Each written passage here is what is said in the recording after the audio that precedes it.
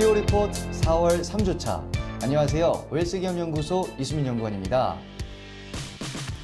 코로나19로 인해서 모바일과 같은 온라인 거래가 급증하고 있습니다. 도소매 업종의 생태계까지 바뀔 만큼 그 파급 효과가 어마어마한데요.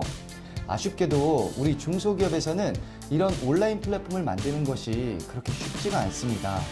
하지만 그 기회를 만드는 것은 언제든지 만들 수가 있습니다. 오늘 그 기회에 대해서 한번 말씀드려보도록 하겠습니다.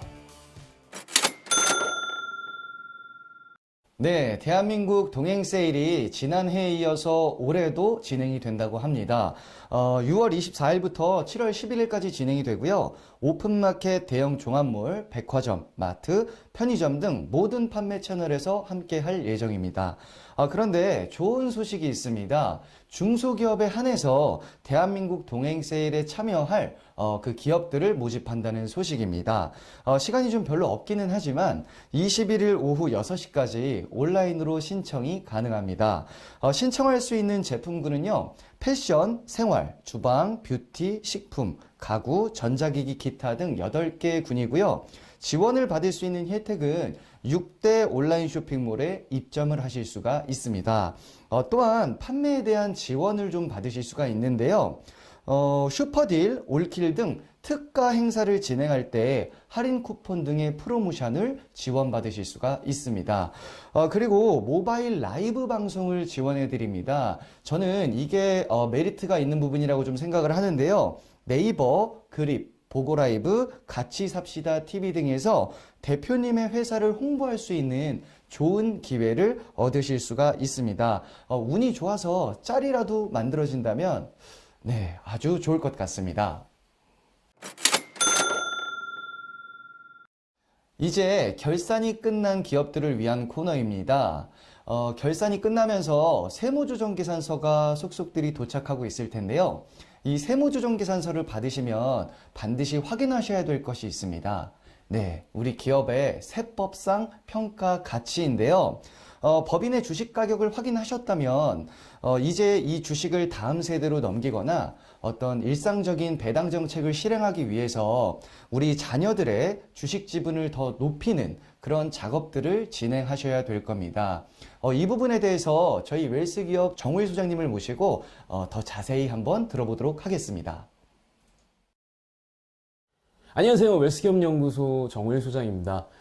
네, 요번에 주총 때는 아마 많이들 배당을 하지 않으셨을 겁니다. 그 이유는 아마 작년까지가 초과 배당에 대해서 이제 증여세하고 배당소득세하고 동시에 과세되지가 않는 마지막 해였기 때문에, 즉 다시 말하면 올해부터는 초과 배당을 하게 되면 증여세하고 배당소득세가 동시에 부과가 되니까 이런 세부금 부담 때문에 아마 올해는 많이들 배당을 못 하셨을 겁니다. 그럼에도 불구하고 배당을 한 기업들이 있겠죠. 자, 그런 기업들은 어떤 기업들이냐면 가족들 간의 주식 지분이 비슷하게 분할되어 있는 기업들은 뭐 크게 무리 없이 아마 배당 등을 하셨을 수가 있을 것 같습니다. 자, 그러면 이제 초과 배당이 세금 부담이 커진 이 상황에서 어떤 전략을 선택해야 될지 우리 대표님들이 이제 고민하실 시간인데요. 자, 그러기 위해서는 우리 회사 주식 가격을 먼저 파악하시는 게 중요합니다. 자, 왜냐면은 작년까지는 그냥 올해 1억 정도 배당할 수 있어. 그러면 자녀가 주식 지분이 얼마든지 상관없이 그냥 1억을 배당해줘도 괜찮았습니다. 근데 올해는 예를 들어서 자녀가 주식 지분이 10%가 있고 대표님 지분이 90%라고 한다면 1억을 배당해줘봤자 자녀한테 귀속되는 배당금은 1,000만 원밖에 되지 않으니까, 그리고 대표님은 9천만 원에 대해서 세금과 건보를 부담하셔야 되니까 이게 좀 부담이 되시겠죠. 그러면 이제 어떻게 하시는 게 좋을까? 이걸 한번 생각해 볼 시간입니다. 이제는 가족들에게 어느 정도 주식 지분을 황금 분할로 나눠 놓는 게 더 좋을 것 같다라는 말씀을 드리고 싶고요. 당연히 그러면 주식을 증여하려면 우리 회사의 주식 가격이 얼마 정도 되는지를 파악하는 게 정말 중요하겠죠. 자, 그리고 이제 증여를 해야 되는데 이게 걱정입니다. 너무 우리 회사 주식 가격이 비싸요. 어떻게 할까요? 자, 근데 우리 회사 주식 가격은 시장에서 거래되는 가격이 아닙니다. 단지 세법상 어떤 산식으로 계산이 되는 것들이죠.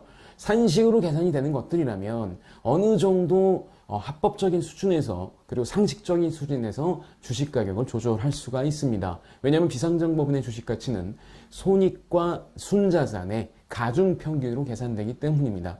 그래서 예를 들어서 손익 가치를 줄이려면 대표이사의 인건비를 올리던가 아니면 뭐 예를 들어서 업종 평균 우리 이익률보다 우리 회사가 이익이 더 낮다고 한다면 뭐 어떤 비용을 좀 덜 쓴 거거든요. 뭐 그런 비용들을 놀리든가 아니면 뭐 인건비를 넣거나 아니면 뭐 여러 가지 방법을 쓰면 됩니다.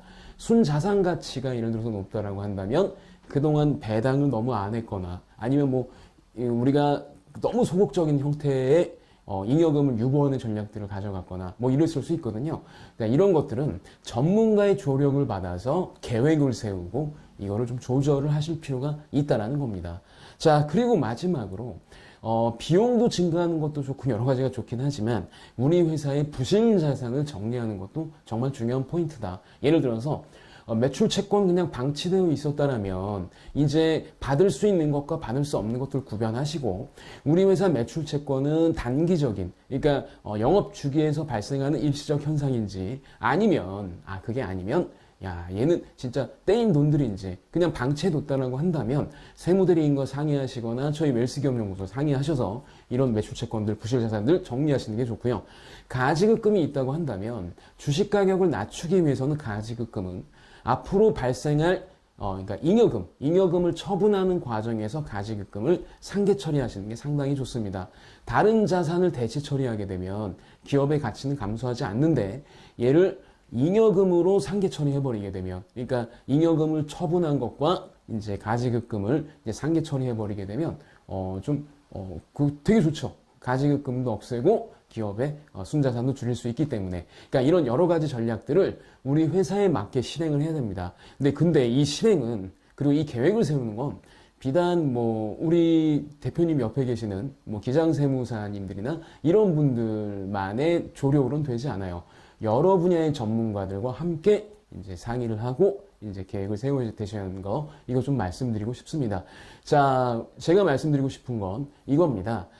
더 이상 이제 추가 배당이 되지 않습니다. 그러려면 적극적으로 주식을 이동을 해서 꾸준하게 자녀에게 자금 출처를 만들어주는 게 중요할 텐데요. 그럼 어떻게 주식을 이전하는 게 좋은지 전문가 조력이 필요하고 우리 회사에 대해서 좀 더 재무제표라든가 여러 가지를 대표님들께서 꼼꼼하게 체크하셔야 될 시간이라는 말씀 다시 한번 드리면서 이번 주는 여기서 마치겠습니다.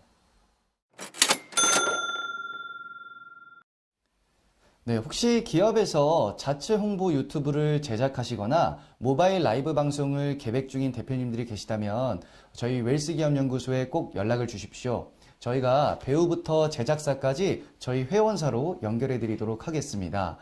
그리고 가업 승계에 대해서 준비 중이신 대표님들이 계시다면 마찬가지로 연락을 주십시오. 저희가 모든 문제들을 쉽게 잘 해결해 드리도록 하겠습니다. 좋아요와 구독, 알림 버튼 꼭 눌러주시고요. 오늘 저희가 준비한 소식은 여기까지입니다. 다음 주 더 좋은 소식으로 찾아뵙도록 하겠습니다.